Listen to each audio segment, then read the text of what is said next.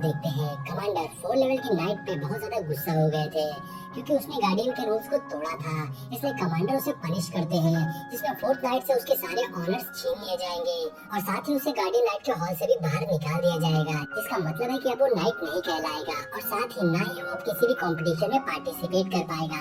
एक नाइट के लिए ये पनिशमेंट बहुत ही ज्यादा बुरी होती है क्योंकि इससे उस नाइट का सारा फ्यूचर खत्म हो गया था। अब ये बात सुनकर वो फोर्थ लेवल का नाइट के होश उड़ जाते हैं क्योंकि उसे डिलिस्ट कर दिया गया था।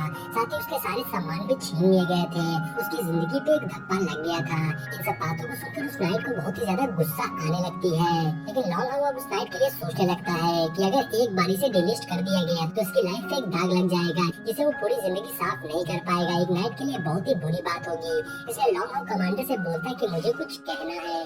तो कमांडर लॉन्ग हाउ को परमिशन दे देते हैं। अब लॉन्ग हाउ बताता है कि मेरी मॉम कहा करती थी कोई भी इंसान परफेक्ट नहीं होता है, हम सब में कमियां होती है और आज फोर्थ नाइट ने भी बस एक चूक की है। उसका रूल्स तोड़ने का कोई इंटेंशन नहीं था, वो ऐसा नहीं करना चाहता था, लेकिन इसके लिए उसे टेंपल से निकाल दिए जाना ये सजा बहुत ही ज्यादा गंभीर हो जाएगी। मुझे लगता है आपको इस बारे में सोचना चाहिए और फोर्थ नाइट को एक और चांस दे देना चाहिए अपनी गलती सुधारने का। लेकिन इन सब बातों से फोर्थ नाइट को गुस्सा आ रही होती है और उसे गुस्से में अपना हाथ जमीन पर पटकता है और लॉन्ग हाउ से बोलता है कि मुझे तुम्हारी मदद की कोई की जरूरत नहीं है, तुम मेरे बीच में इंटरफेयर मत करो।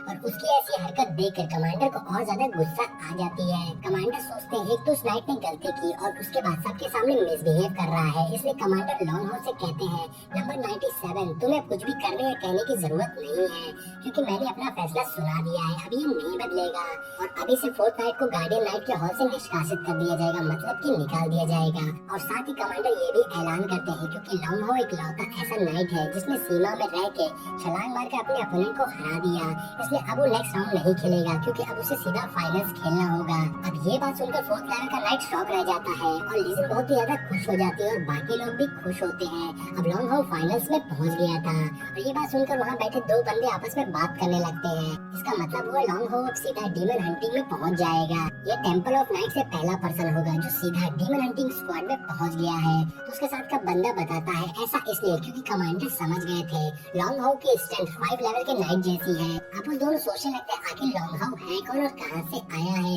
तभी एक बंदा लॉन्ग हाउ को देखकर सोचने लगता है मून ब्रांच हॉल का जिसका नाम भी नहीं सुना था उसमें से एक जीनियस बाहर आया है। अब हम लॉन्ग हाउ को देखते हैं जो फोर्थ लेवल के नाइट को देख रहा होता है और अब सीन चेंज होता है और हम लिजिन को देखते हैं जो छिपकर कमांडर और लॉन्ग हाउ को देख रही थी और वो मास्टर येहुआ से पूछती है आपको क्या लगता है कमांडर ने लॉन्ग हाउ को क्यों बुलाया होगा, वो उससे क्या चाहते हैं। अब हम देखते हैं कि मास्टर येहुआ भी वहाँ पर होते हैं और वो लिजिन से कहते हैं एक नाइट होने के हिसाब से हमें अपनी इमेज का भी ध्यान रखना चाहिए, तुम्हें ऐसे छिपकर किसी को नहीं देखना चाहिए। लिजिन बोलती है पता नहीं कमांडर ने लॉन्ग हाउ को किस बात के लिए बुलाया है, क्या वो उससे उस नाइट के बारे में कोई बात करना चाहते हैं। अब ये बात सुनकर मास्टर येहुआ भी लटक कर देखने लगते हैं तो लिजिन उन्हें देखकर बोलती है आपने तो कहा था एक नाइट को अपनी इमेज का भी ध्यान रखना चाहिए। तो मास्टर येहुआ कहते हैं जल्दी से हटो यहाँ से, वो लोग आ रहे हैं। तभी मास्टर येहुआ और लिजिन भागकर कमांडर और लॉन्ग हाउ के सामने आ जाते हैं। अब हम देखते हैं कमांडर और लॉन्ग हाउ मास्टर और लिजिन के पास आ जाते हैं और मास्टर और लिजिन ऐसे बिहेव कर रहे थे जिससे उन्हें कुछ पता ही नहीं है। अब जैसे ही कमांडर उनके सामने आते हैं तो मास्टर और लिजिन कमांडर को ग्रीट करते हैं। कमांडर मास्टर को बताने लगते हैं कि लॉन्ग हाउ एक बहुत ही अच्छा डिसिपल है और आज जो ग्लोरी लॉन्ग हाउ को मिली है लॉन्ग हाउ उसे डिजर्व करता है, यानी लॉन्ग हाउ उसके काबिल है।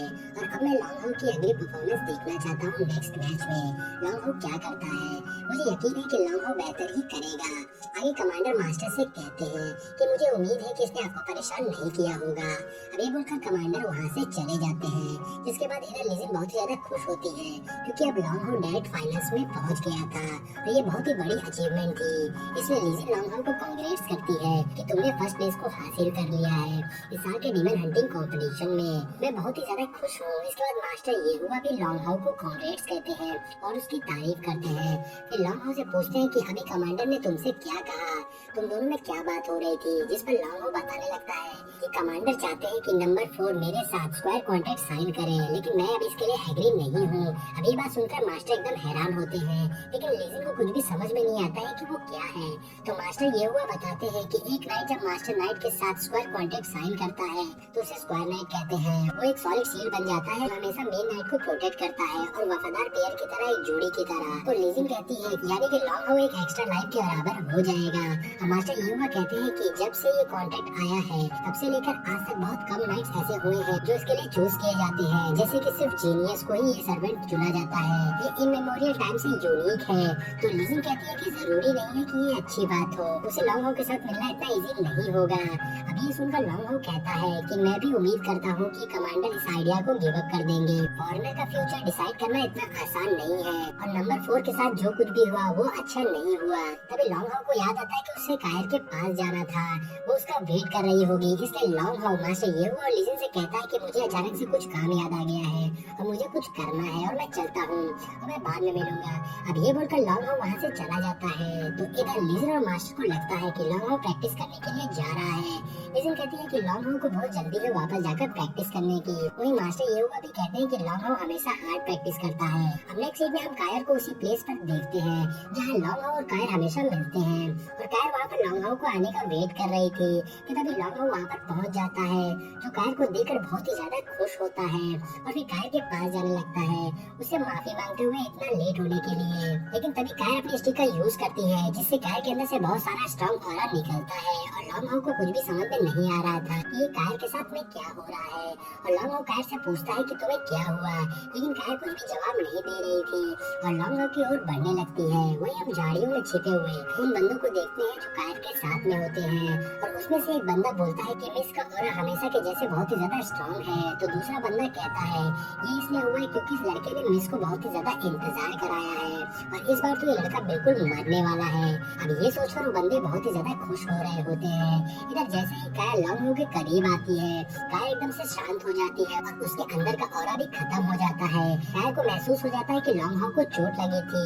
अब कायर लॉन्ग हाउ का हाथ पकड़कर पूछने लगती है कि ये चोट कैसे लगी। अब कायर लॉन्ग हाउ के लिए परेशान होने लगती है। वहीं लॉन्ग हाउ ब्लश करने लगता है ये देखकर कि कायर उसकी कितनी केयर करती है। और इसी के साथ में ये पार्ट यहीं पर एंड हो जाता है। दोस्तों अगर आपको इस सीरीज का नेक्स्ट पार्ट आज देखना है तो मुझे कमेंट करके जरूर बताइएगा। मैं इस सीरीज का नेक्स्ट पार्ट आज ही अपलोड करने वाला हूँ।